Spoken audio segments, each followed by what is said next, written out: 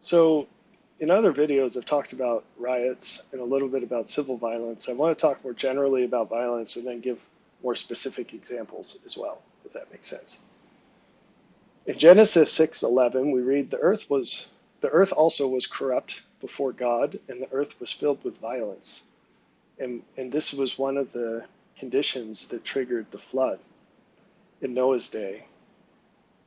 Now, um, this word violence in Hebrew, well, I shouldn't say in Hebrew. If you trace it through the Old Testament, you're going to see some really interesting things that maybe aren't so obvious just from the word violence.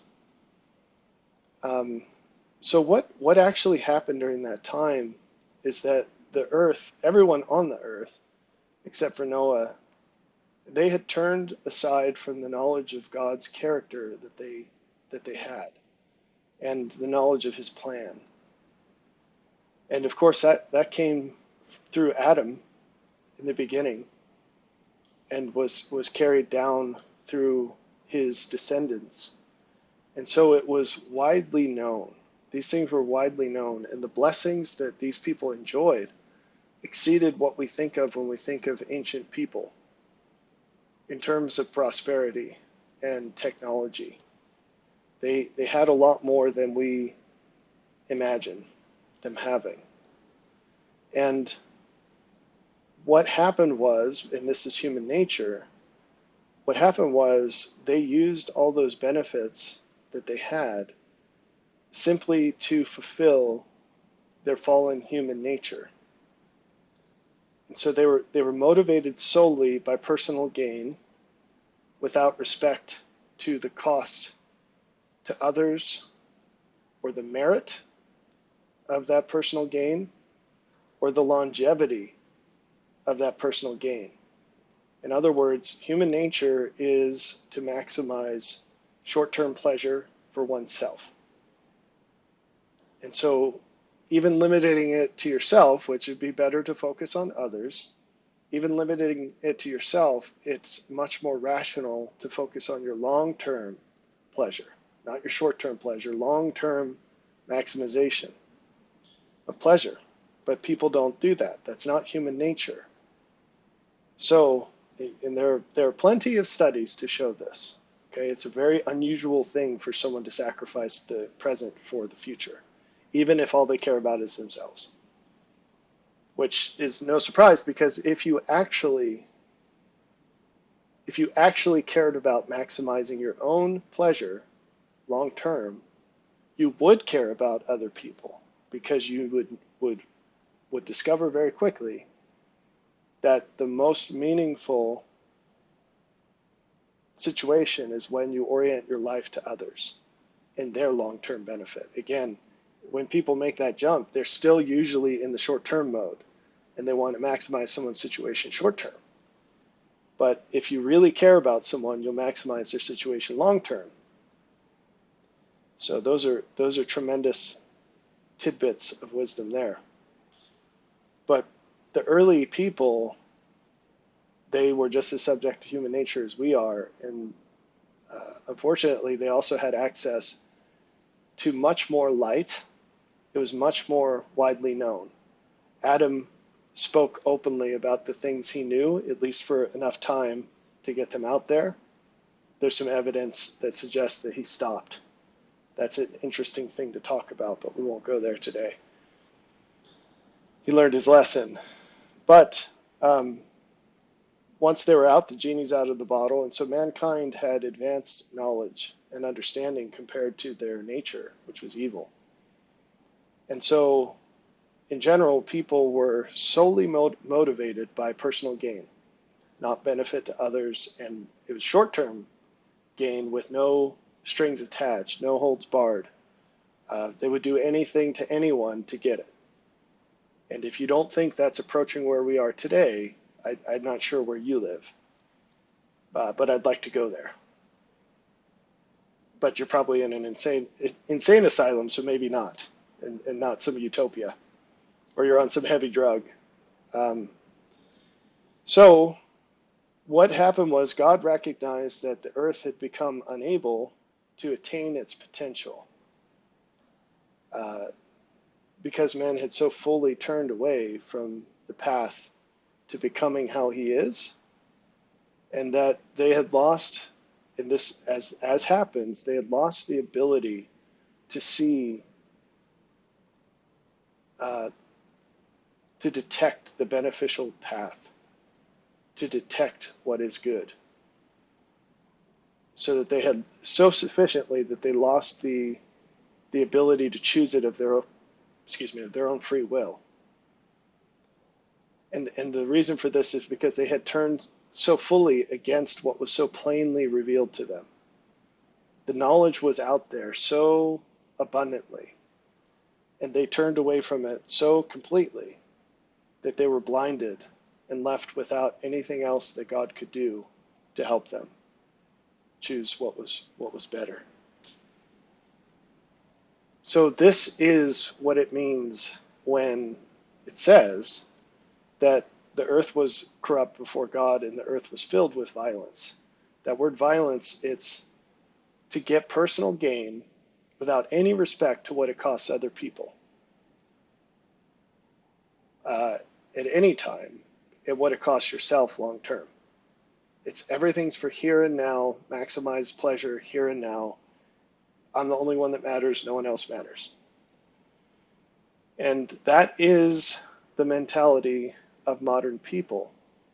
And as this deepens and expands, this culture of violence in this scriptural definition, you're going to see so many things about your life change.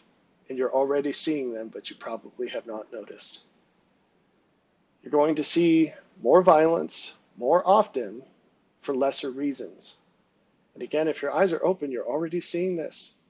You're seeing these news articles left and right of moms murdering their children, fathers murdering their children, people functioning in normal lives who seemingly suddenly do these atrocious things, as far as fiddling with kids, or, teachers becoming pedophiles, and all these crazy, crazy, terrible things. Rampant drug use, just people lost to addiction, standing like zombies in every single downtown. You can see videos of this online, even if you don't live in those places, but you can go to the places too and see it with your own eyes. And just living alternative realities, people they could be on another planet. It's so different from what you might consider to be life. And the barriers that existed before to separate normal life from these extremes are not there anymore. They're not there anymore. Here's a really simple idea that is not at all what this video is about, but I'm just trying to use an example that's different to show you in general that these barriers are not there anymore. The foundations have been taken away, as I've told you for years, as the Lord told me many years ago. And I didn't notice until he told me, but that was way before anyone else noticed either. So here's an example, tattoos. Did you know that until not too long ago, the only people that had tattoos, and this is across cultures, not without exception, but the exceptions were very few, the only people that had tattoos were convicts and prostitutes. And then it was gang members. But what made this a general thing was that sailors would sail to certain areas of the world where those outcasts in those societies had the tattoos, and then it became adopted in that class of people. And then from there it came back to other places that were more advanced in technology. And we'll just leave it at that. And it became adopted in the criminal class. And then from the criminal class, it became adopted into the poorer class. And then from the poorer class, it was adopted into general society. If you want to read about things like this, Theodore Dalrymple is a wonderful, wonderful source. That was a pen name. Excuse me, I don't remember his real name, but really fascinating guy. He's elderly now, but seemingly sharp as a tack still. But his books are really worth reading. The guy is a genius level writer and also a wonderful observer of humanity. And so he talks a lot about the corruption of culture and how it happens. And he was essentially someone who could see things far off. He was writing about this decades ago in England, where he lives, and he was serving as a physician in prisons and hospitals there. So very interesting. And at a meta level, a wonderful study on the realities of sacrificing your life for people you hope to help. He was a brilliant man, obviously, and very talented at what he did. And he sacrificed what could have been a very lucrative career for low-paying jobs as a physician in free hospitals and prisons. And he became quite disillusioned, but not bitter, about the challenges that he thought he was going to help with. And if you're interested in helping other people, that's a wonderful, wonderful dose of reality that you'd have to pay a very high price to get through personal experience. Anyway, that's a side note. So highly recommend Theodore Dalrymple, anything he wrote.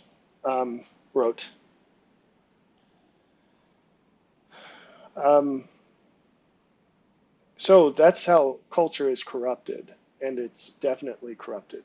And it's interesting that that's the same word used in the King James version of Genesis 6:11. The earth was also corrupt before God, and before God is in relation to, right? And what do we call that? Iniquity is the scriptural word, to deviate from righteousness. Righteousness is how God is.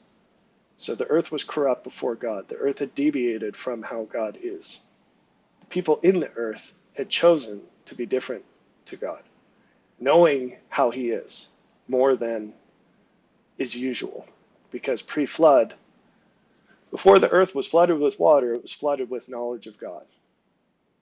And so that's what happens when you've got a flood of knowledge of God and no stratification of the people. In other words, Alma 12 is not in play. There's no limitation on what is given in terms of knowledge about God and from God. This is what happens when you have human nature. When human nature and a flood of truth collide, there is always violence, because that's what humans use it for. In the definition we've given, personal gain at any cost to self and others, followed by catastrophe every single time. And that's very important if you want to understand the last days. All right, so let's talk more about how this violence is going to change your life, and already is. There are going to be two things that you need to think about. One is the significant changes to your daily life that this is going to bring. And the other is all the ways you're going to grow used to it, where you should be making changes and you won't. I'm going to share an example of this. I was shown in vision once something about Russia and war. The details are not relevant to this conversation. But one image I saw a woman, a mom, with a young daughter, and the daughter had her hand bitten off by a bear. And it was very realistic. It was one of these. It was very vivid. Okay, and as would happen if your hand got chopped off, there was blood squirting everywhere, and this poor girl was freaking out, and her mom was just so nonchalant. She's just like, "Oh yeah, a bear bit my daughter's hand off. No big deal."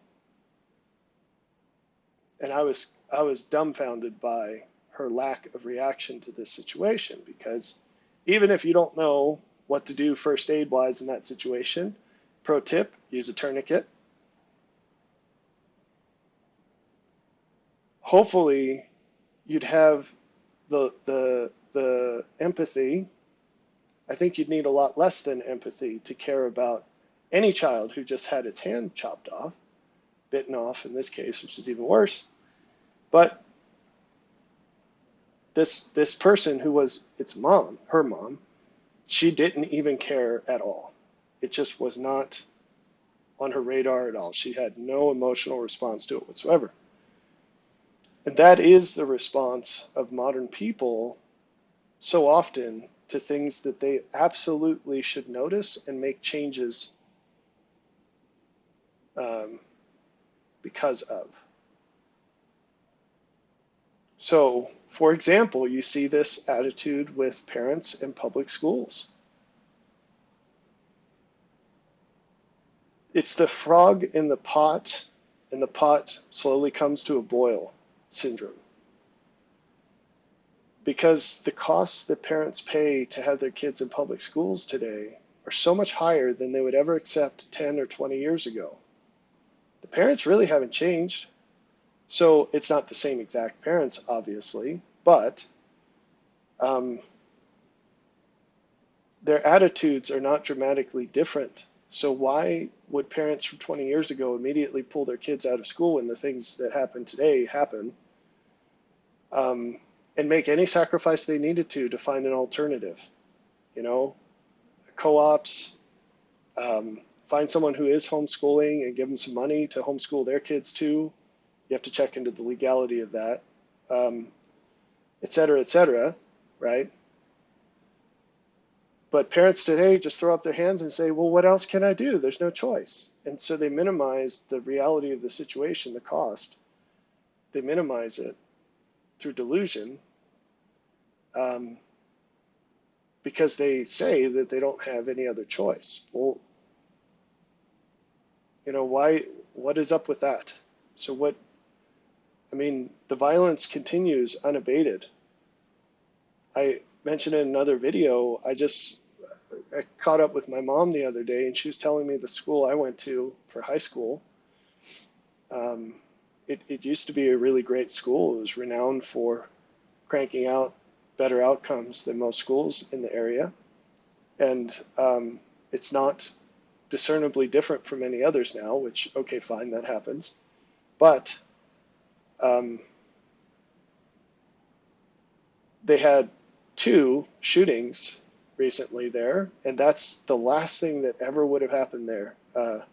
It was a magnet school, and you actually had to audition to get into it, except for the thing I went to it for, because how do you do that for that field? So I kind of skirted in somehow. They let some riffraff in, thankfully, but um, most of the people there were only there because they had parents who were very involved and cared, and that changes the outcome of things, right? Um, so my point to my mom was, man, if that had happened 20 years ago or whatever, like every single parent at that school would have immediately pulled their kids out of the school and done something else, found a way. And it's just really interesting to see that no one cares anymore. And that's a principle you see across the board. Um, there's rampant shoplifting going on. That's one example of this violence, scripturally defined, to get gain with no respect to personal cost or cost to others. Um, and so you're going to keep seeing more stores close. And you think like, well, there are 5 stores of this type within convenient driving range to where I live right now. And so if one closes, no big deal. Yes, but folks, why is the one closing? Whatever the reason is, why wouldn't that cause the others to close as well? Do you have a reason to prevent that outcome? I don't think you do. And that's just the one set of reasons. As things get worse, there will be more reasons. And so what you have is, it's like Shark Tank, where I've seen clips of this, where investors will say, I'm out, as the story gets more and more complicated, or there are more details emerging that shows it's not a good deal to invest in. They say, I'm out. Well, there's just going to be more bad reasons. You lead with your best reasons, right? So if one person's out, that doesn't decrease the probability of other investors pulling out. It increases the probability of them pulling out with every additional thing dropped into that side of the scales, right? There's nothing else for the other side. It's not going to get better. The cost is going to increase, but the benefits will not, guaranteed, right? It's already as good as it's going to get. So you're going to see grocery stores close. What are you going to do? So let's say that you're in a place, some city somewhere, and the last grocery store closes. What are you going to do? Well, you're going to get in your car and you're going to drive. Well, if you don't have a car because you got sucked into this whole, I'm in a city, I can save money because I don't need cars idea. Well, you're going to get on a bus and drive in a bus for 3 hours to get to the grocery store. And then when you come home, you're going to get mugged on said bus. And no one's going to stop the mugging because everyone who tries to stop goes to jail. So what about when you live in a suburb and with the BLM riots, police stopped answering calls for petty things, so-called petty. Unless someone dies, they're not coming. And so, and they'll tell you when you call 911, they'll say no one's coming. This already happens in many, many places, not inner city places, suburbs, good suburbs. And so the cost of you owning and storing a vehicle skyrockets because people are always breaking into cars in the suburbs, right? So you have to get your window replaced because someone smashed it and looked through your car for money, or they straight up stole your car and you don't have a garage to lock it up in. Or you have a garage and it's got the garage windows that most garages have. And people figured out that it's not too hard to bust that in and reach up to the emergency handle and open the garage. Because the modern day world was designed around ideals that people don't have anymore. Cultural limits that people do not have anymore. The foundations have been removed. And this is going to have an impact on your daily life in many ways, and it should have an impact on your daily life in many other ways that you will ignore. For example, if you go to a concert anymore, I'm not sure what your cost-benefit calculations are, not just because the cost in money is ridiculous these days, but how many of these places need to have tragedies occur before you realize that they're not worth going to? And as this violence extends and deepens, extends in breadth and deepens in intensity, I think I saw there was a shooting on a cruise ship recently. It's like, if you're going to go through that much forethought to book a cruise just to shoot it up, and people do this, they make plans to do this now. That there was a shooting in Tennessee, I think it was, not too long ago, and the girl, the lady, who thought she was a man, was killed in the process, and then the media tried to, or the police tried to hold back her manifesto that she wrote, and it got leaked out. And she planned this thing for a long, long time. She patiently waited. So it used to be, if you were crazy, you would do crazy things, and now crazy people are crazy enough that they actually can think about and plan what they're doing, I guess. So, and it's because the threshold of what it takes to go over the edge is so much lower because there's such a baseline of crazy going on. I don't know if that made any sense, but there's a lower threshold now, and so people can put more critical thinking into the planning, whereas before you were so far gone from critical thinking if you were willing to do this sort of thing. And this matters. So we've talked about just sort of evil violence, and we've talked about crazy violence, but there's also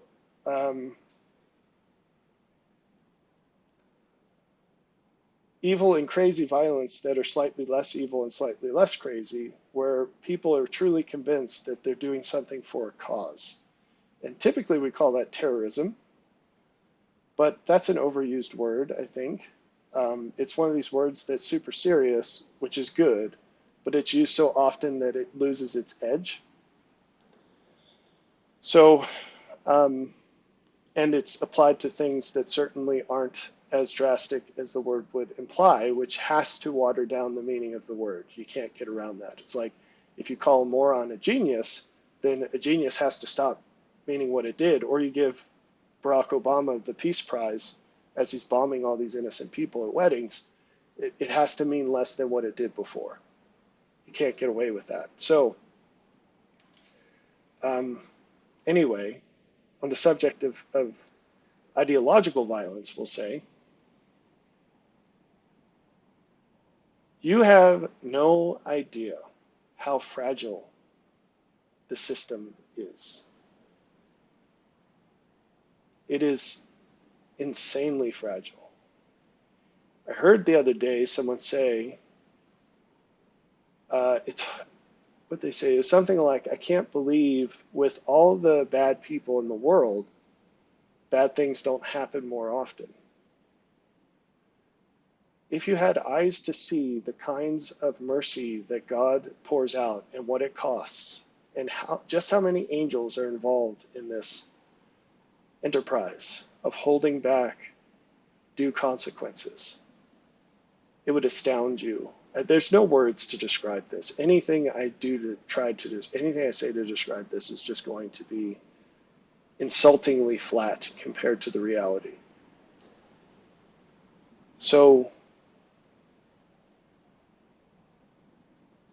that's not going to continue forever. There's a number, I don't know what it is, but there's a number. If you were to ask how many people would it take, how many intelligent, motivated people would it take to cause show-stoppingly horrific havoc in this country or any wealthy nation? It's a very low number. It's a very low number. What's the scale and scope of violence that I'm talking about, or disruption that I'm talking about? I mean, the end as we know it. What would it take to bring down everything? Very few people. I don't know what the number is. It could be as low as 1,000. I can't imagine it being more than 10,000. 10,000 people of IQ 100 plus who are determined and operating independently. That it would bring an end. The system does not have sufficient surplus. So you see, surplus is the Band-Aid that covers all ills in the modern world. Surplus. And what do I mean by that is you get out more than you put in. Everywhere you look, people are getting out more than what they put in. That's also called injustice, by the way. We always think of injustice the other way around. Injustice is just miscalibration from justice. It applies to both sides of the pendulum swing. So when you get more than what you deserve, that is also injustice. You might call that mercy, but when it happens due to someone exerting violence on a third party so that you get more of their stuff, then that's not mercy. That's violence. So when you go get your welfare check that consists of the money that was stolen from someone else because they didn't consent to it, but they were threatened at the point of a gun, that's not mercy. That's violence. And it doesn't please God. It's contrary to his ways. So what's keeping this 1 to 10,000 number of people from doing that, because there are more than 350 million people in this country. There have to be at least 1,000 people who have a chip on their shoulder sufficiently large to risk it all to bring it down. So what's holding it back? God's mercy. That's the only thing. That's the only thing that can explain it. So as it wears away, reaches its limit for the same reason it did in Noah's time, really bad things are going to happen. And you're going to see this increasingly.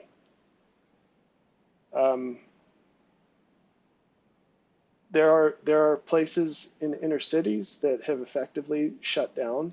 I saw a video of Harbor Place in Baltimore, which is a place I've been to many times growing up. And it's basically a ghost town. The violence was bad there before. They had police stationed there all the time. You could stand at where one cop was, and you could see the next cops in either direction standing there to make sure that the violence was kept under control. And I guess eventually that wasn't enough, or they pulled it back, who knows. But now all the businesses have left. The Harbor Place Mall is empty, and there's nothing there. San Francisco, all of these cities are becoming hollowed out. Detroit's been trashed for a long time. Chicago's getting this way now. It's amazing. I went to Chicago in business just a couple of years ago. It was pre-COVID, just before COVID. And I went again, I guess it was 2 months ago or so. And the difference was astonishing to me.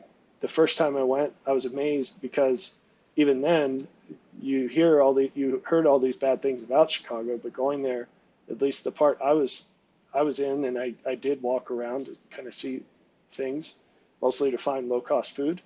And it was as far as cities go, it was nice enough. Minneapolis too. I went there for a conference years ago, and all these places are just decaying in real time. Even Indianapolis, which when I went there, it was such a nice city. I was like, I wouldn't mind living here. If I had to live in a city, this is probably the one I would pick. And that was all boarded up and burned out during the riots as well.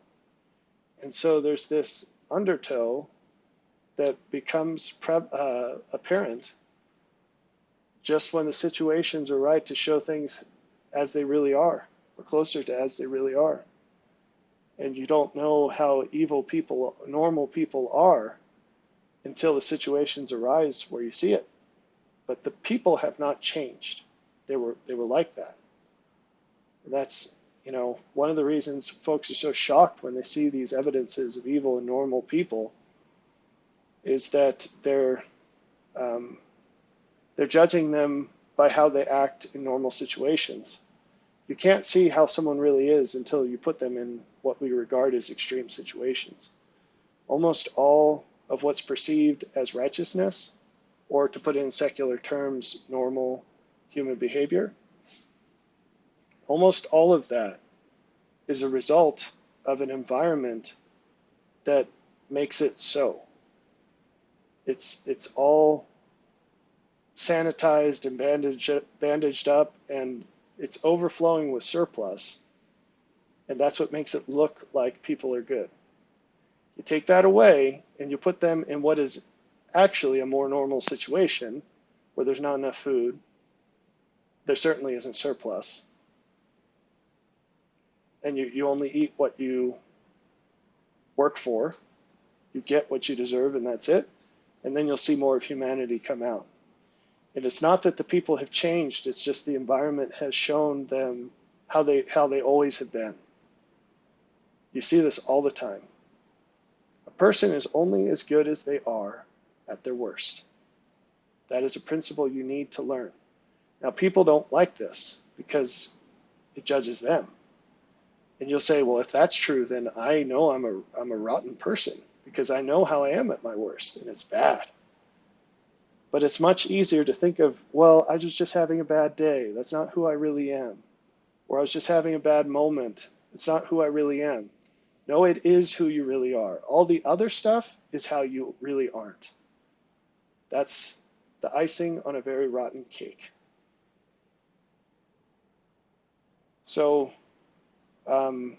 you'll see these changes in normal life due to the expectation of violence. You'll also see more and more of what seems like senseless and chaotic, just random violence, right? You'll see people, this happened the other day, a guy got stabbed to death. I think it was in Detroit. Him and his newlywed wife were walking around in the middle of the night after their wedding, and this guy was just going ballistic, kicking tires and trying to break into cars. And all they were doing was walking by, and the guy just started yelling threats to the other one and ended up stabbing him to death. The guy that was trying to steal cars stabbed the random guy to death. And the wife just stood there and watched it happen in disbelief. And you're going to see things like this happen more and more often. And there are more examples. Just check the news, you'll see them. And this is, there's going to be more directed violence, we'll say, that's for a purpose. I'm not saying it's a good purpose or justifiable purpose by any means, but people will have reasons. Won't be good reasons, but there'll be reasons. You're going to see more and more for no reason, where people just haul off and hurt people. And what this does is it makes it less predictable. So for a long time, we all satisfied ourselves with saying, well, violence happens, but you know where it's going to happen and when it's going to happen, more or less. So even when I lived in Baltimore City, downtown, which I've lived downtown a couple of times in Baltimore in my life, but as an adult on my own, there were parts of town that you never went to after dark, ever, And if you ever made a wrong turn at those times of night, you discovered why that policy existed very quickly, right?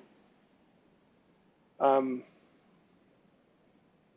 when it becomes less predictable, there aren't places you can avoid that will satisfy that problem. It comes to you.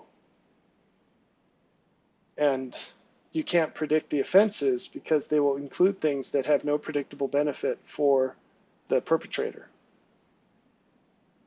If you're a very attractive younger woman and you're jogging in a place that has known high level of violence or lots of homeless people crawling around or whatever, then people today would say, well, why are you doing that? You're asking for trouble. And then they would get attacked by many, many people saying you're blaming the victim. But anyway, that's something that happens. But what if none of those things are true and it happens? What if it happens just as often when none of those things are true? Well, you could choose not to jog in certain areas. You could choose to jog with a buddy. You could choose to jog during the day and not at night, and on and on. You could choose to carry a gun. But that's when you can predict the situation. When it's so random that you can't predict anything, you might be walking your dog in a super safe neighborhood at 2 p.m. in the afternoon, and someone could drive by and shoot you. And what do you do to prevent that? There's nothing you can do to mitigate that, except not have a dog, right? Or live in a place where you don't have to walk it.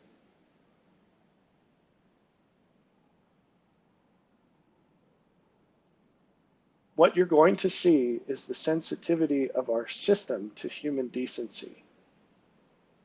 It's extraordinarily sensitive to human decency. The problem is humans aren't decent. The illusion is that they are, and it's afforded by surplus. When you take surplus out of the equation, you see how humans really are. And this is why poor nations are violent. If you go to Guatemala, there's a very high likelihood that you'll be kidnapped. There's a high likelihood that you'll be murdered. If you're a woman, there's a high likelihood you'll be raped. Why? Because people are very poor in Guatemala And when you take out the surplus, you see what human nature really is. Guatemalans aren't bad people, they're just people. And if you took a random set of affluent Americans and transplanted them into Guatemala, and they were raised there instead, they'd turn out the same way, statistically. Or many parts of Africa, for example.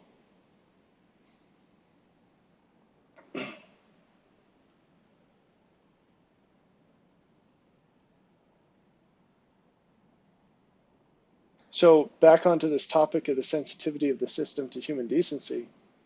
A while back, there's this trend where Generation Z people would open up ice cream at stores and lick it and put it back. Do you remember that? And immediately, it's like the entire nation marshaled against these people. It's like, you can shoplift all you want, but don't you dare lick the ice cream. Why? Because shoplifting is limited, even though it's costing tens of billions of dollars damage and stores are closing left and right. One person shoplifting, or even hordes of people shoplifting, doesn't directly and immediately crash the system. But licking ice cream can. I was too young to remember this, but you can see clips on YouTube, you can research this.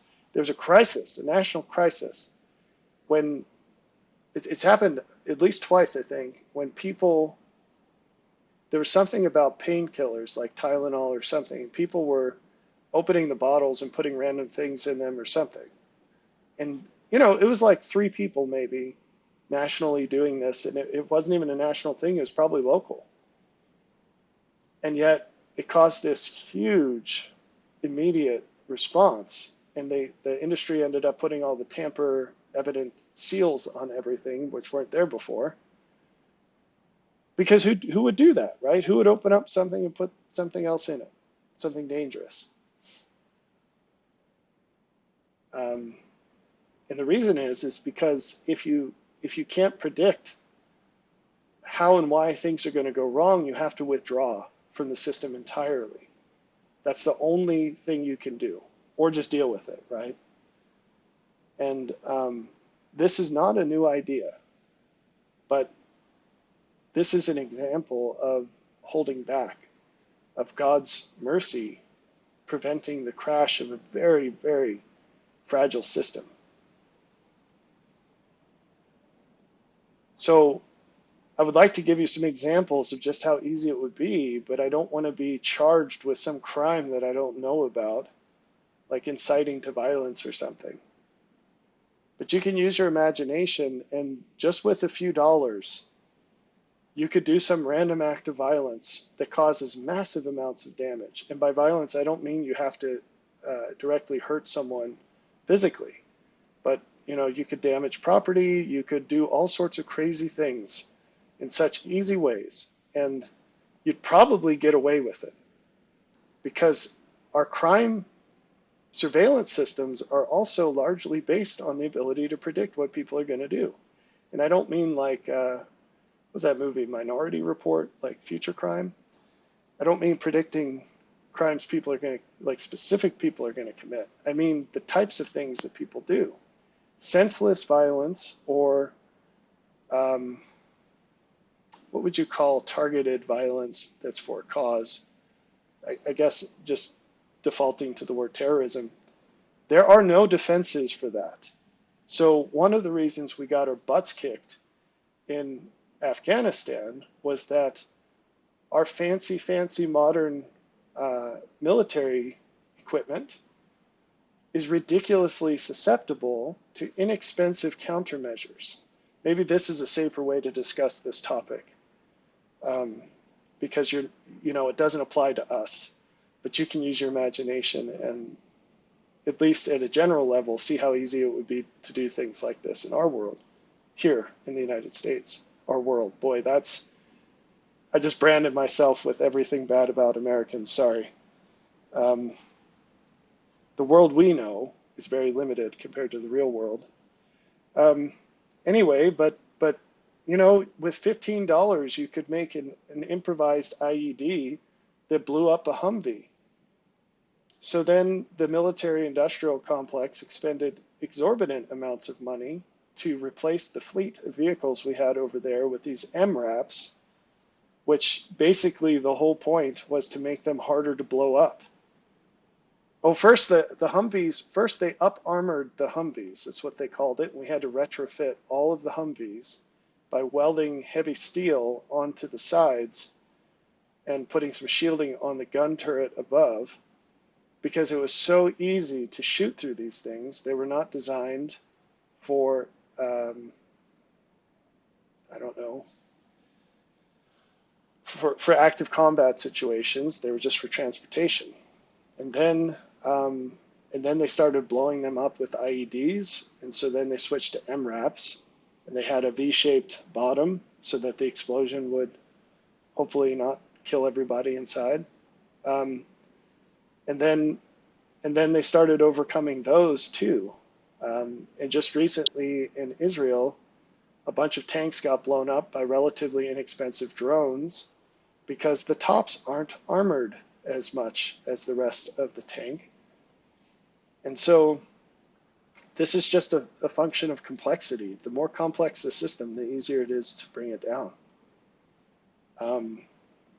So you can use your imagination. If $15 can take out a $1 million vehicle, no problem, then just imagine what $15 can do in damage here if deployed in certain ways that are extremely accessible and take no technology at all. Well, here's one example because, well, no, I better not. The point is, if you have an IQ above 100, you could brainstorm these ideas all day long, and there are enough people that are disillusioned enough that it is a massive miracle that you're seeing in real time that these things are not happening left and right. And that is going to change. That's what I'm telling you. It's going to change. I mentioned hard to believe violence. Like I guess there have always been parents who abuse their children, but this is seen as a rare thing because it's so egregious. It's a horrible, horrible thing, and yet it's happening more and more. And you see teachers doing this, and you see children harming parents, and you see escalation of violence that doesn't make any sense, like people get in an argument. That's what happened. I mentioned the school shooting. What happened was two kids were fighting with each other. It happens all the time. They went home, talked to their parents, and their parents, I don't know the details of how all this happened, but the parents showed up to argue with each other at school and brought guns because that's a normal thing, right? So it's crazy. And this happened actually around here I made another video about this preacher that was carrying a cross through the country, and he happened to come through Montana, and he found one of these, Montana's thought of as a right-leaning state, but it's not. It's bifurcated. It's half and half. And there's some real extreme people, mostly on the left side. This tends to be the case. And he happened across one of these oddities that there are a lot of in Montana, which are left radicals who also are huge fans of guns. So we have a lot of those. Hunting's pretty big here. And any leftist candidate has to be very pro-gun, or else they won't get elected. So anyway, but there was some business owner, and there was some ballistic, no pun intended, but there's things got belligerent really quickly with guns, and it's crazy. And I think it all started because the cross minister guy parked his car in a place that the other guy didn't like. That was it. That's how it all started. And pretty soon guns were drawn. A gun was drawn and fists were thrown. It's a crazy situation anyway. I need to warn you about targeted violence. This is something people are not prepared for. It has long been the case that celebrities get stalked and harassed, and sometimes violently so. We know about John Lennon was assassinated because he was famous. No one would have cared if he wasn't famous. So rich people get targeted for robberies and things, but what you're going to see is that kind of targeting come to normal people, and I'll tell you how. It will include, well, we already mentioned economic targeting, like rich people. Well, if you've been paying attention, the definition of rich people is coming down, down, down, down, down. It's funny, inflation's going up, but the definition of rich is coming down. That's really problematic for a lot of reasons. But I think I read that the average American household, so that's dual income, I think is making 100,000 or more now, and that blew my mind. That blew my mind. I'm 39 years old and I grew up in poverty, but I remember my mom making $12,000 a year at some point. We're poor, but that's just crazy to me. And 100,000 really doesn't buy much anymore. And I know that there are people who are watching this that make a lot less than that as a household. And I really feel for your situation. Trust me. I know what it's like. And if there were something I could do about it, I would. But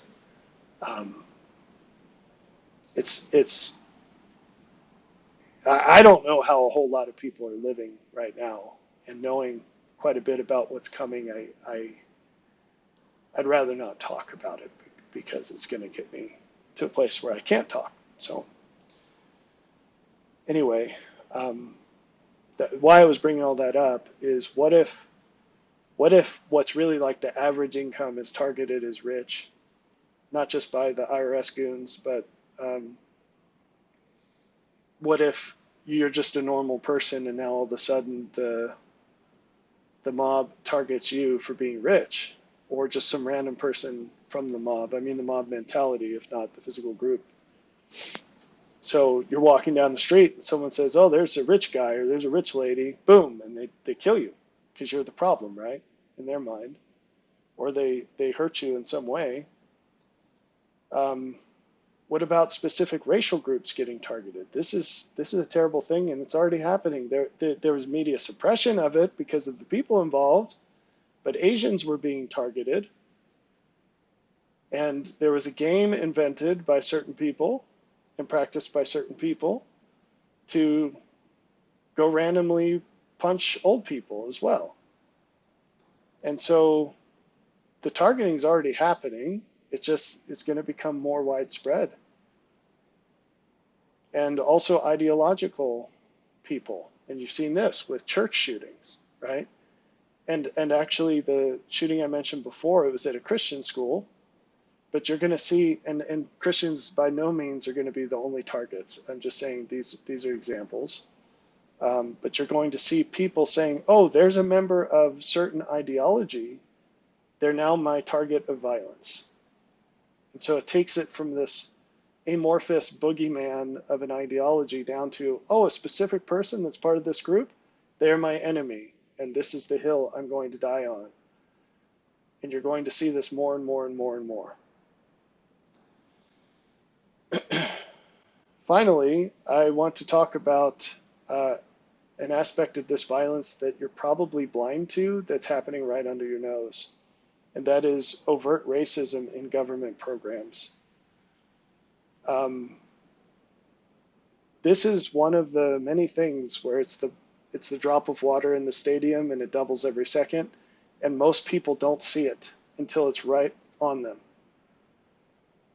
And by then the changes are coming so radically, but they're not all of a sudden. Radical change is not all of a sudden change. They're two different things. It's about the slope of the line. All of a sudden is an impulse. There's no time duration. It happens literally all at once.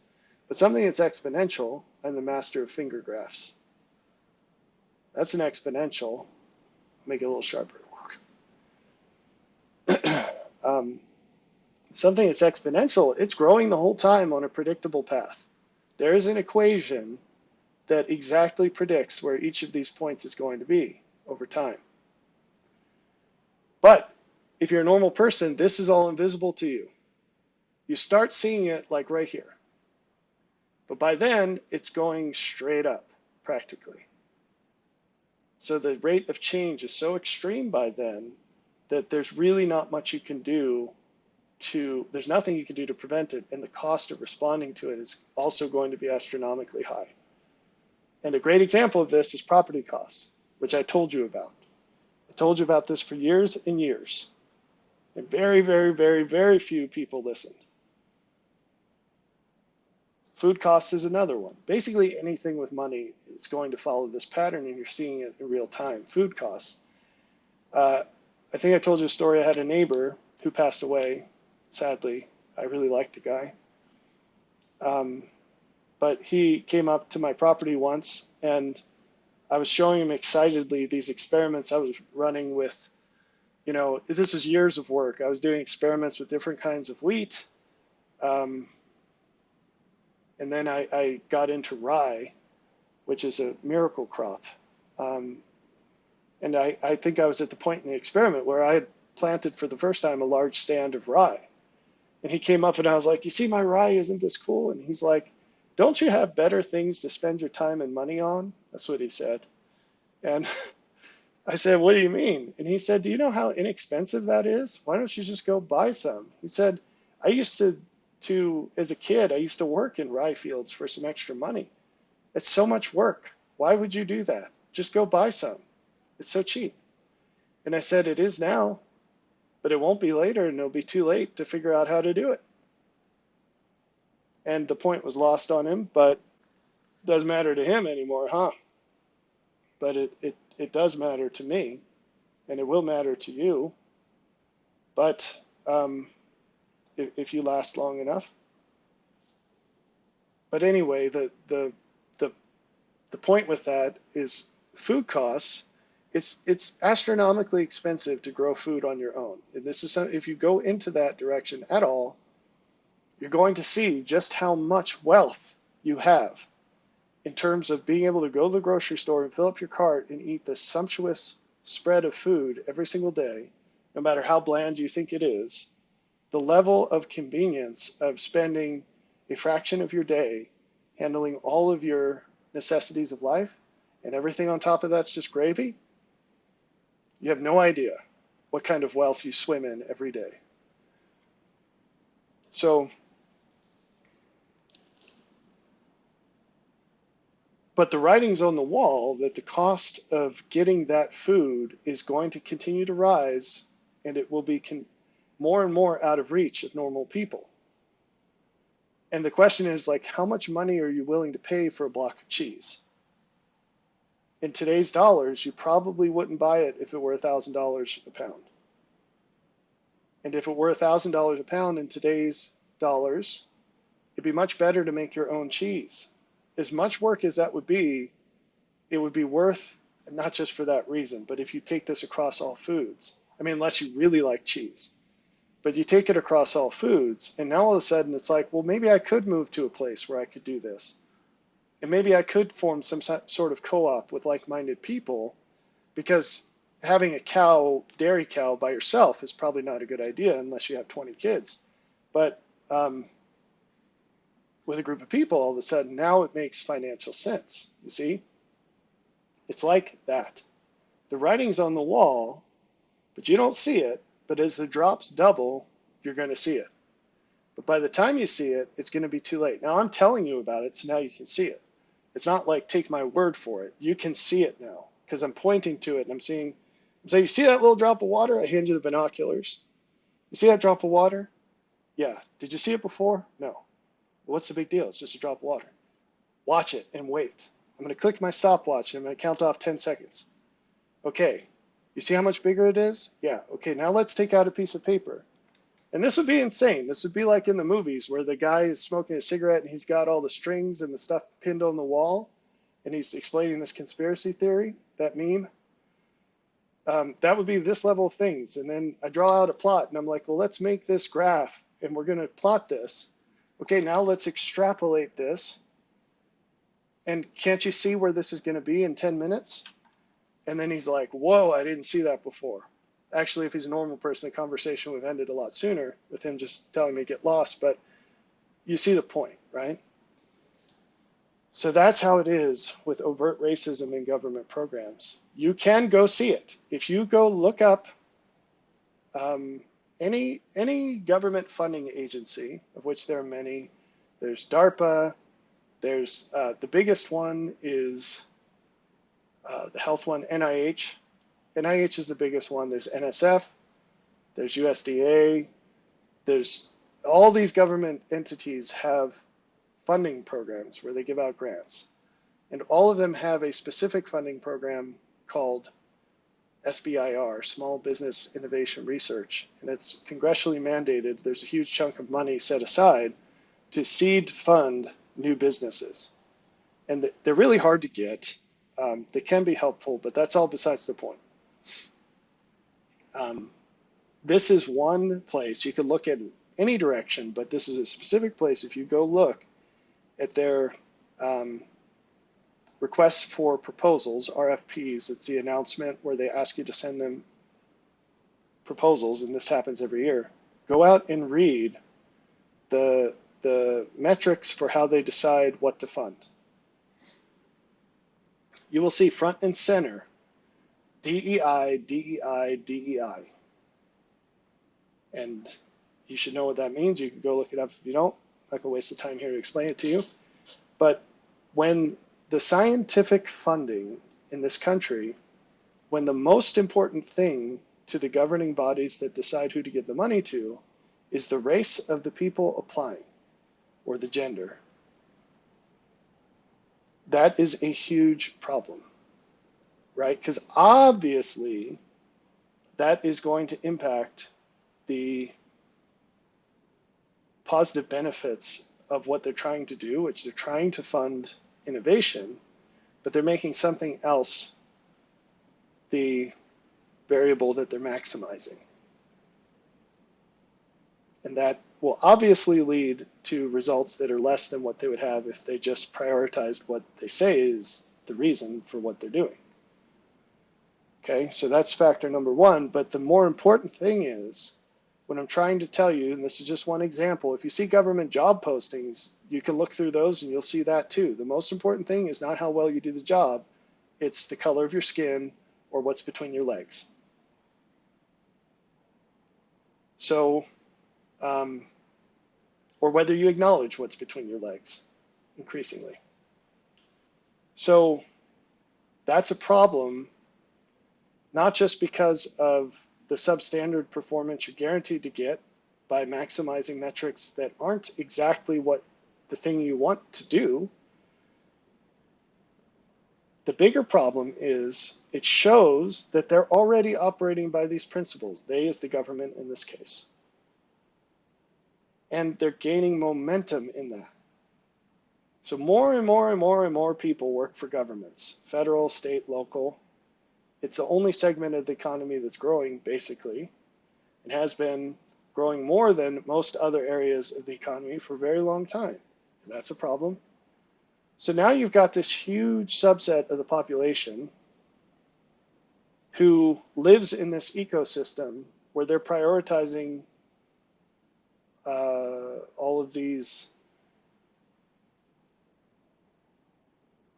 we'll say different ideas because it goes much further than this, but specifically the idea of replacing merit with something else, in particular your race or your gender. And how long do you think it's going to be before people acclimatize to that, apply it in other facets of their lives? Because even if they didn't think that that was the best idea in the world, and they were kind of neutral about it, or even if they disagreed with it, you can't go along with something very long before you have to adjust to it. It's just a factor of humanity. It takes all this extra energy to resist things, but also there's a spiritual component of this. And when you do what you know is you willingly do less than what you know is best, your idea of what is best has to reduce. It has to be corrupted. Which brings us full circle to Genesis 6:11. The earth also was corrupt before God, and the earth was filled with violence. These two things co-occur. If the earth is corrupt with respect to God, The earth will be filled with violence. That is human nature filling the void that God leaves behind when we turn away from him. He doesn't leave it behind. We vacate him, and it magically fills with violence. So that's, these people spread their ideology into society like a virus or like cancer. And but beyond that, it's the government who's fostering all this, and therefore, and they were infected too, by the way, but whatever. Thinking about it in those terms, how long until this crosses the barrier where it's not just scientists and academics who have to deal with it? How long before you have to deal with this, say, in your taxes or something else that touches you as a normal person that doesn't apply for grants from the government or doesn't work for the government in some way? Like contractors work for the government indirectly. Government contractors, they have to deal with this all the time too. If you have friends who are white males who work for the government, odds are they're a little nervous. Odds are they've seen people let go or not promoted because they weren't the right color or they didn't have the right equipment down below. And so that is also violence in this scriptural sense. So you're going to see it if you haven't already. And it's another example of the foundations being gone, because nothing has to change for them to push this out. Nothing. It's already well in place. They already have the templates for the language. They've got it deployed in all kinds of situations. There have not been legal challenges that have won. They just have to push a button and it's out there. So just wait. I'd like to leave off with something constructive about this, but I don't think there is any. I mean, it's the same old advice that I've given on many of these videos, where you have to make moves to become more independent, because this is just going to get worse. You have to move to places that aren't as violent, and you have to change your job situation so you're less subject to people who are like this. And that's kind of all you can do. There are a lot of people out there that advocate for carrying guns, doing what you need to do to get legal permission for that sort of thing, and learning the rules. I would guess that it might be better to first look at, if you're living in a place that requires that sort of thing, is there something you could change to move to a place that doesn't, at least for now. But that's still kind of chasing the cleanest dirty shirt, and it's going to come to every place. Genesis 6:11 doesn't say the earth was corrupt before God except for a couple of places that were decent places to live. And it says the earth was filled with violence. Violence was almost everywhere, but there were a couple of good neighborhoods. So be prepared.